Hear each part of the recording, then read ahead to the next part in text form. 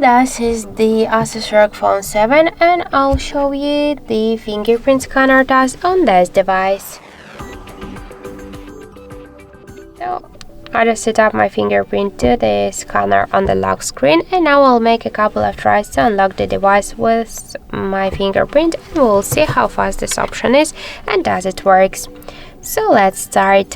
1, 2, 3, 4, 5.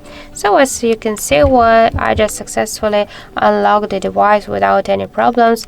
You should, for example, hold it for a while, the scanner, just to unlock the device without any problems, because with a simple touch you have no chance to unlock it. So hold it for a while, and after that you'll successfully launch your phone.